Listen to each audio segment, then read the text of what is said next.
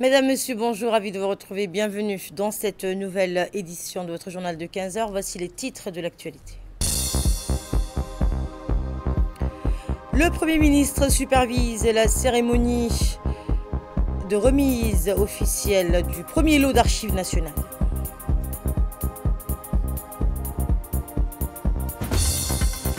Et le ministre du Commerce conduit la deuxième réunion sur la facilitation logistique en faveur de l'intégration régionale. Dans l'actualité internationale à Gaza, une catastrophe humanitaire sans précédent. Plus de 66 000 personnes ont trouvé la mort. Sous le haut patronage du Premier ministre Abdelrahman El-Kamel Mohamed, une cérémonie officielle s'est tenue aujourd'hui pour marquer le versement du premier lot d'archives de la primature ainsi que des premières archives définitives du ministère de l'Éducation nationale et de la formation professionnelle au département des archives nationales, relevant de l'Agence nationale pour la promotion de la culture. Cet événement majeur constitue une avancée historique dans le domaine de la gestion documentaire et archivistique à Djibouti, symbolisant donc la volonté du gouvernement de renforcer la mémoire institutionnelle du pays à travers une politique moderne et rigoureuse de conservation des archives publiques. La cérémonie s'est déroulée en présence de plusieurs hautes personnalités, notamment Dr Ibo Moumen Assoué, ministre de la Justice et de la Culture, ministre de la Jeunesse et de la Culture, Moustapha Mohamed Mahmoud, ministre de l'Éducation nationale. La cérémonie a vu également la participation du directeur général de l'ANPC, les responsables du ministère de l'Éducation nationale et d'autres responsables. Une étape décisive pour la mémoire nationale, ce transfert d'archives marque une étape décisive dans la construction d'un système archivistique national professionnel, moderne et efficace.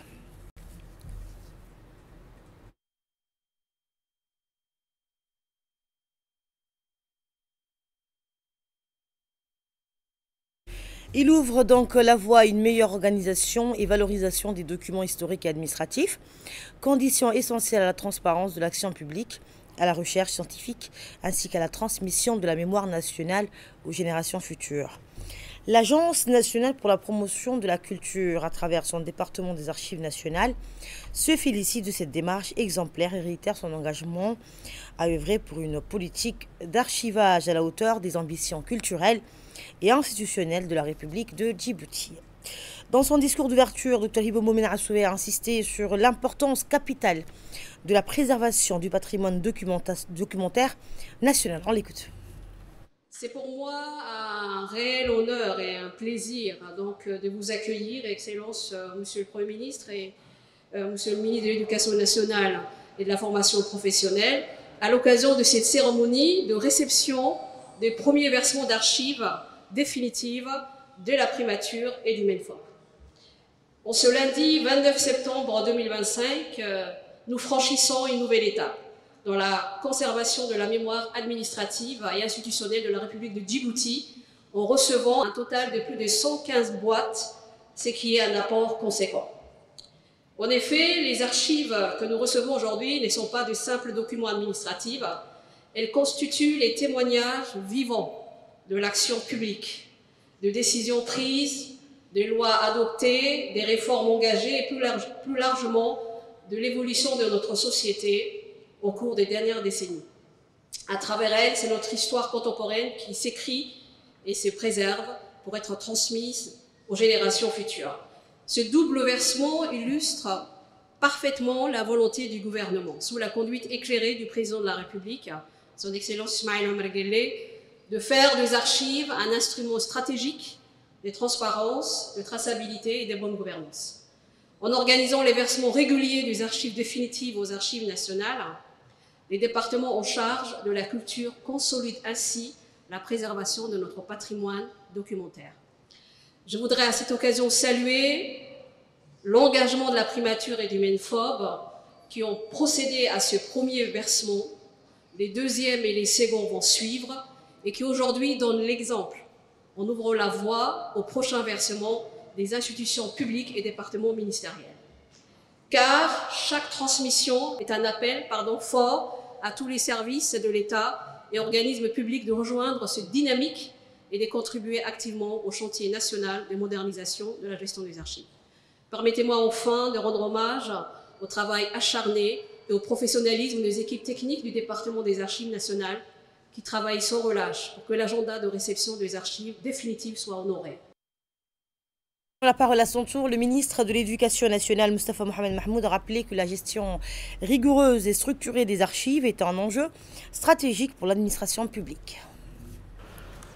Ce jour marque un moment fort dans l'histoire de notre pays.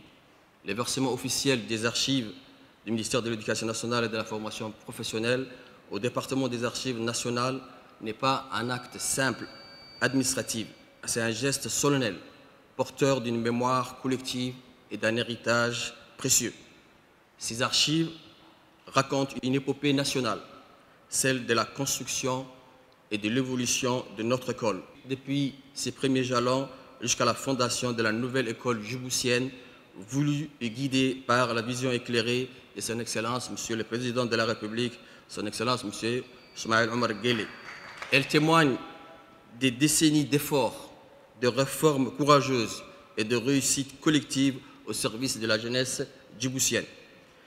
En les confiant aujourd'hui aux archives nationales, nous optons pour la valorisation d'un patrimoine qui appartient à chaque citoyen et qui doit être transmis aux générations futures. C'est un acte de reconnaissance envers notre passé, aux générations futures et un serment d'espérance pour l'avenir. Je voudrais ici rappeler que cette étape marque le début d'un processus. Nous devons ensemble renforcer la culture de l'archivage dans nos institutions afin de préserver la mémoire de notre jeunesse et de léguer aux générations futures un patrimoine documentaire solide. Je voudrais enfin ici remercier de manière solennelle ou adresser mes remerciements à Madame la ministre de la Jeunesse et de la Culture, Madame Hibo Assoué, pour l'engagement et bien sûr de son équipe du département des archives à démontrer tout au long de ce processus afin de nous accompagner au mieux dans la réalisation de ce premier versement. Madame, vos équipes ont su faire preuve de professionnalisme, mêlant rigueur et écoute. Grâce donc à leur accompagnement attentif, ces projets ont pu voir le jour dans les meilleures conditions.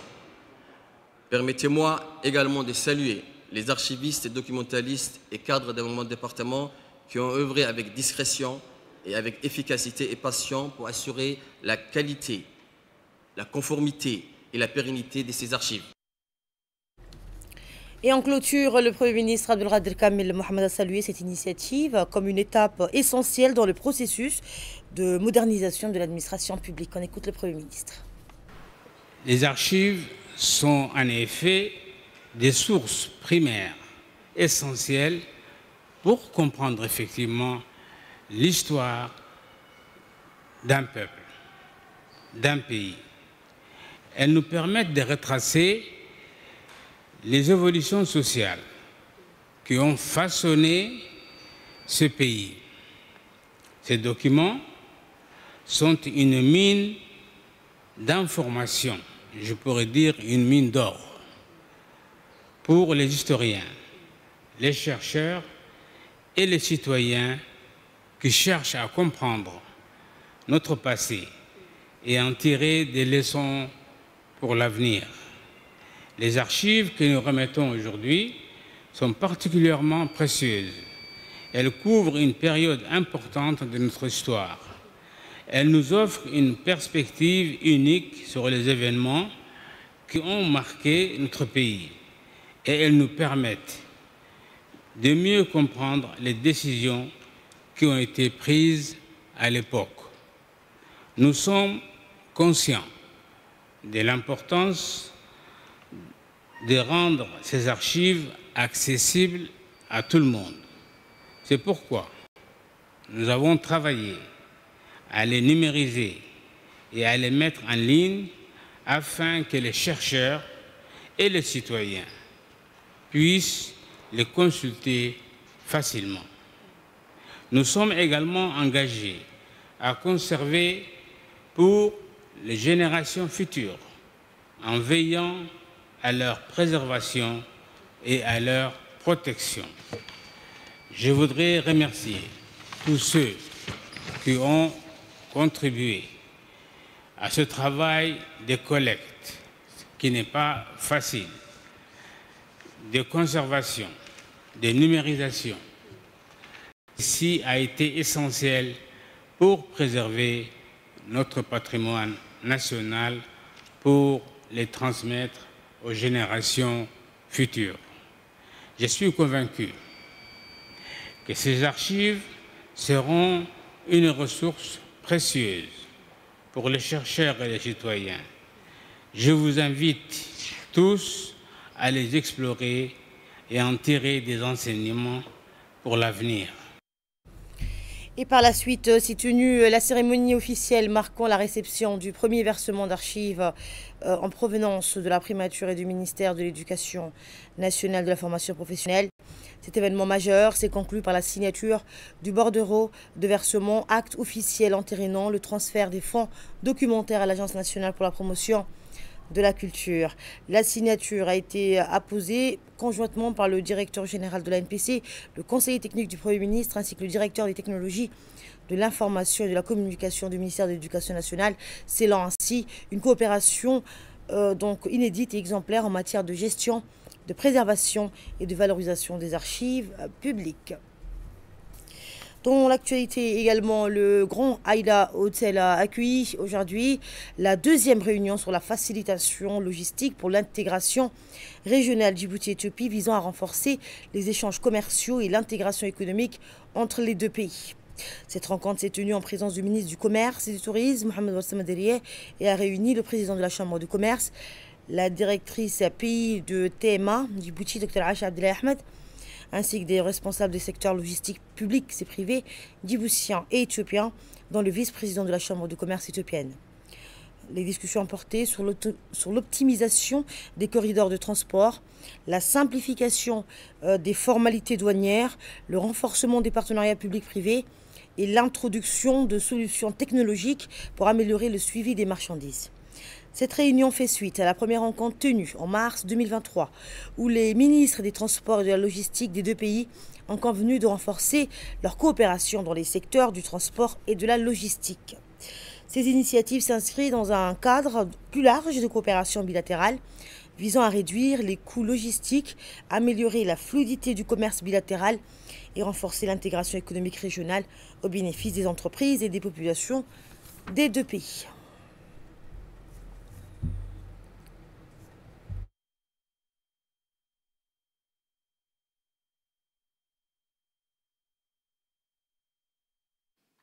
Et améliorer la prévisibilité opérationnelle et la fiabilité du commerce transfrontalier.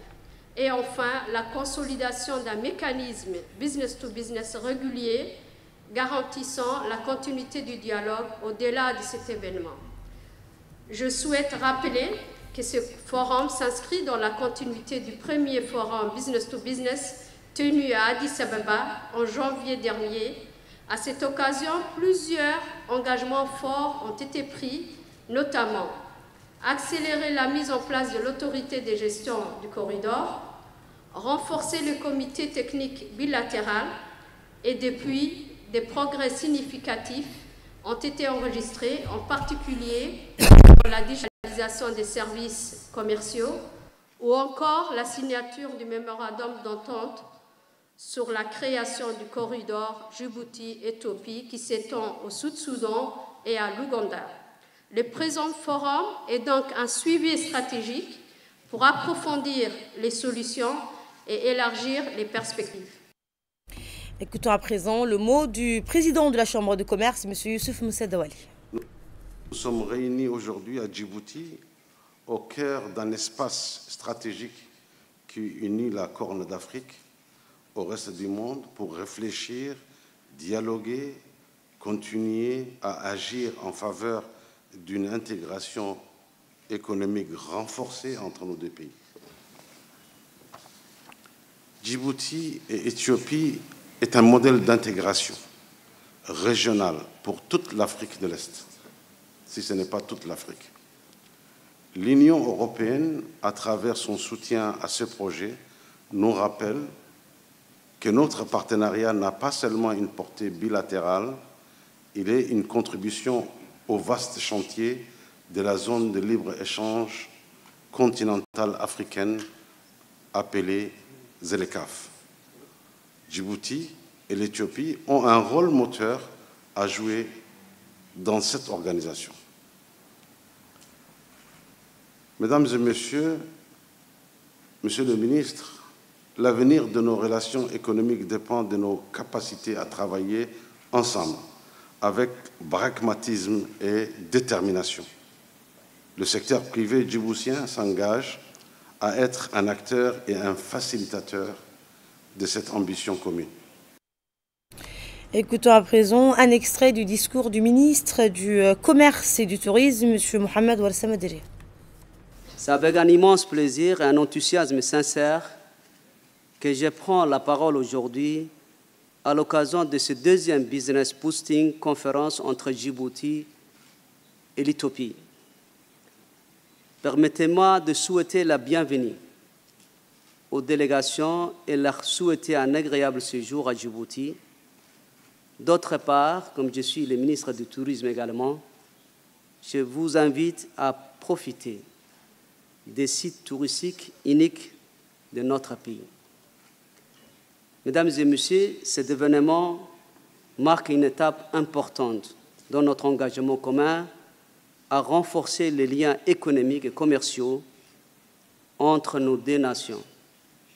Cette ambition est claire, stimuler les échanges commerciaux de manière durable, inclusive et intégrée. Cette conférence s'inscrit dans la continuité de nos efforts à renforcer notre intégration économique dans notre région à travers l'initiative pour la Corne de l'Afrique. Il ne s'agit pas simplement d'un forum de dialogue, mais une véritable plateforme d'action, d'innovation et de coopération bilatérale. Elle s'inscrit dans une dynamique régionale ambitieuse visant à faire du corridor Djibouti-Éthiopie un modèle d'intégration économique, logistique et commerciale en Afrique. Ce matin, une page importante de l'histoire militaire s'est écrite à Holhol. L'école militaire président Gouled a accueilli la cérémonie officielle d'inauguration de la toute première école des sous-officiers de l'armée djiboutienne présidée par le chef d'état-major général des armées, le général Zakaria Cheikh Ibrahim, en présence de l'ensemble des commandants des forces de défense et de sécurité du pays, ainsi que des autorités locales de la région de Holhol. À son arrivée sur le site, le SEMGA a été accueilli par le lieutenant-colonel Alay Abdi Omar, commandant l'école militaire, président Gouled, entouré des officiers chargés du protocole. Après un passage solennel devant le piquet d'honneur, composé d'éléments de l'école, le général Zakaria a salué les autorités civiles et militaires présentes pour cette occasion historique.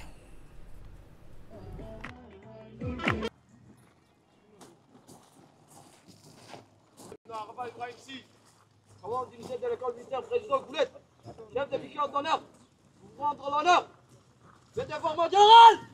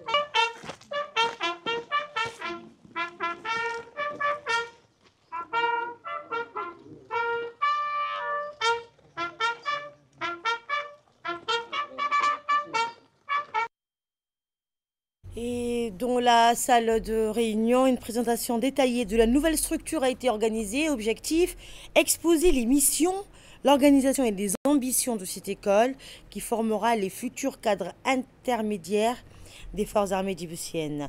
La première promotion, composée de 307 élèves sous-officiers, marque véritablement l'histoire des forces armées djiboutiennes. Elle est en effet exceptionnelle, non seulement par son effectif, mais aussi par sa composition.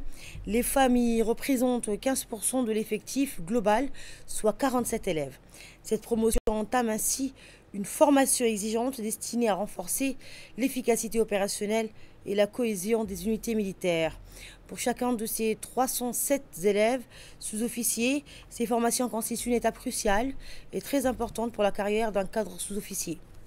C'est le passage obligé pour acquérir l'expertise, le leadership et le sens des responsabilités qui feront d'eux la colonne vertébrale des unités opérationnelles.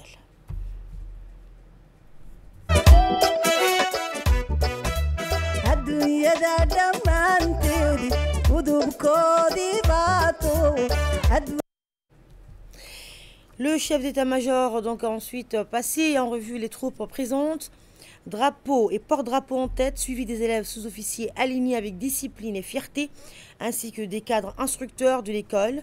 Ce moment hautement symbolique a illustré la rigueur et l'esprit de corps qui caractérisent déjà cette première promotion. 340 personnels. Devoir, mon général.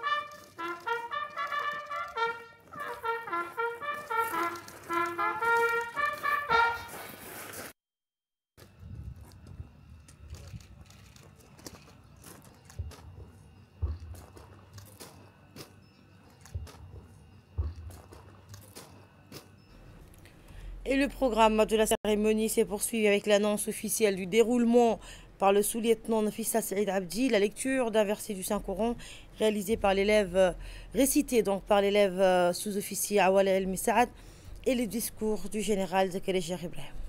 Bataillon Befad, régiment Plandé, mes devoirs, mon général.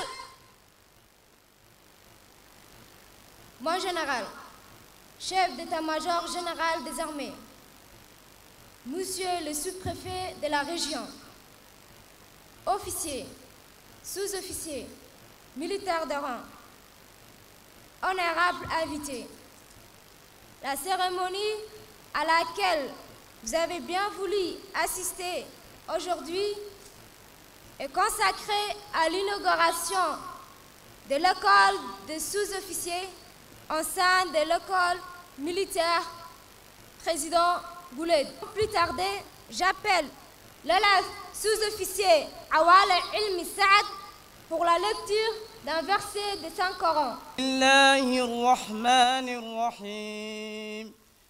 سبح لله ما في السماوات والأرض وهو العزيز الحكيم له ملك السماوات والأرض يحيي ويميت وهو على كل شيء قدير هو الأول والآخر والظاهر والباطن وهو على كل شيء عليم هو الذي خلق السماوات والأرض في 6 أيام ثم استوى على العرش يعلم ما يلج في الأرض وما يخرج منها وما ينزل من السماء وما يعرج فيها وهو معكم أينما كنتم والله بما تعملون بصير صدق الله العظيم.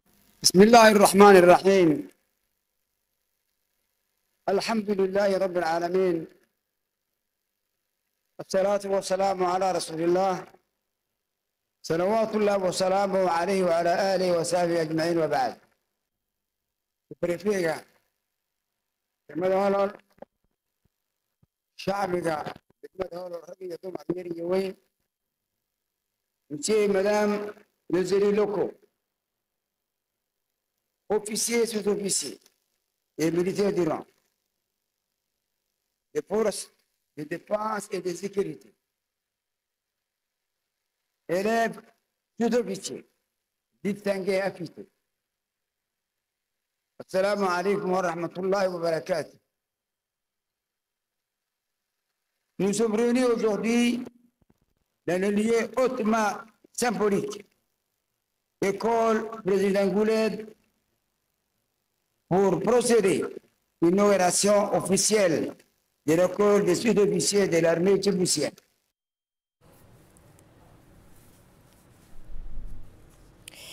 Et suivons à présent la seconde partie du discours du général Zakaria Cheikh Ibrahim. Cette cérémonie marque également la naissance de la nouvelle génération de cadres intermédiaires. La première formation, avec un effectif de 307 élèves sous-officiers, dont 47 élèves sous-officiers féminins, qui s'apprêtent à débuter une formation rigoureuse au service de la République et ses institutions. L'école militaire président Gouled, lui créée en 1977, avec une vocation première d'assurer la formation initiale de recul des jeunes recrues et des militaires du rang. Elle, au fil des années, contribue à forger la base de notre armée et à transmettre les valeurs de discipline, de loyauté et de patriotisme. Aujourd'hui, elle entre dans une nouvelle phase de son histoire. Son organisation a été modifiée pour accueillir l'école des sous-officiers. Je tiens à féliciter tous ceux qui ont œuvré de près ou de loin mis en place de cette nouvelle école des sous-officiers. Les encadreurs, les formateurs, les autorités civiles et militaires, ainsi que l'ensemble de la population des Filles Olol ont soutenu ce projet important. J'adresse aussi mes encouragements à cette première promotion. Sachez que vous portez sur ce pôle une responsabilité immense en tant que sous-officier de demain. Vous serez le colonne vertébrale de notre armée, le relais essentiel entre le commandement et le troupe. كلمة حسوسة كترجمن أببكين أبدا سومالي غاب أبرتا عربي غا فرنسا فرنسا كلمة دواعي تاي كلمة بعدي تراتب أنيجي مركي أن جبني مدة قارني وعب هي كلمة ده كسر بعدي أبوك شوينا الله نحرسه على الديري عقل هم قاعد يرى على الجاب واري ميسيده وحي هيد هوي وطنيو وارهوي وطنيو وارهوي وطنيو واري ميسيده وراكها. Et après un moment de convivialité autour d'un rafraîchissement, le chef d'état-major général a procédé à l'inauguration officielle de l'établissement en dévoilant la plaque commémorative symbolisant donc la naissance de cette nouvelle institution militaire. Avant de regagner la capitale, il a salué les officiers et cadres de l'école, soulignant que cette inauguration marque donc un tournant stratégique dans la professionnalisation et la montée en puissance des forces armées djiboutiennes.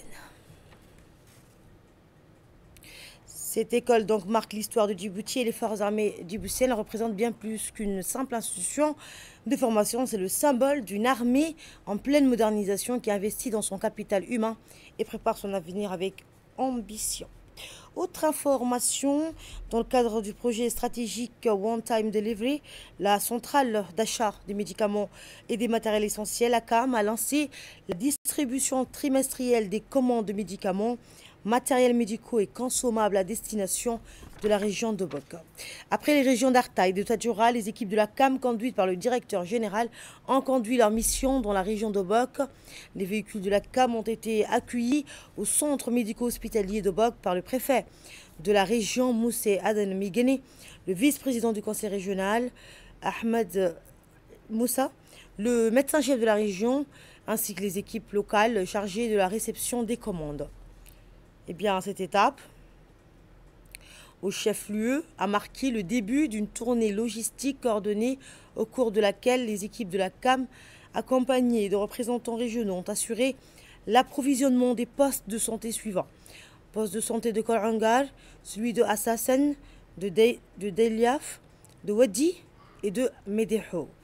L'objectif principal de cette opération, portée par le ministère de la Santé, est de garantir la disponibilité continue des produits médicaux, renforcer l'accessibilité aux soins pour toutes les populations, optimiser la coordination des livraisons sur le territoire et prévenir les ruptures de stock, notamment dans les zones reculées. Cette initiative illustre l'engagement constant de la CAM en faveur d'un accès équitable aux soins de santé, en particulier dans les régions éloignées et souvent défavorisées.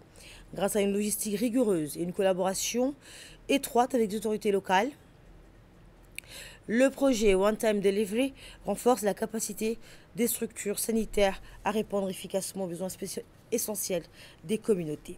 Écoutons un extrait de l'intervention du directeur de la CAM. Aujourd'hui, comme chaque trimestre, nous allons livrer les médicaments dans la région de Obok et les médicaments vont être réacheminés vers tous les postes de santé.